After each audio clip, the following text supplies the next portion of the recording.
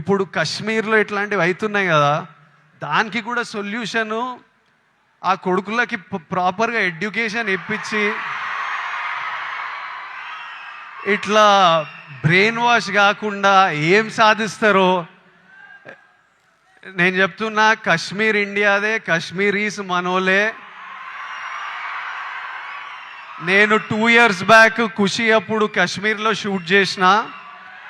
నాకు ఎంత మంచి మెమరీస్ ఉన్నాయో వాళ్ళతోని.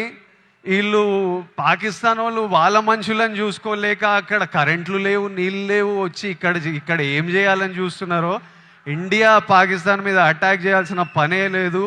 పాకిస్తాన్ వాళ్ళకే విరక్తి వచ్చి వాళ్ళ గవర్నమెంట్ మీద అటాక్ చేస్తారు. ఇట్లనే కంటిన్యూ అయితే అసలు 500 years బ్యాక్ ట్రైబల్స్ కొట్టుకున్నట్టు వీళ్ళు బుద్ధి లేకుండా, మినిమం కామన్ సెన్స్ లేకుండా చేసే పనులు.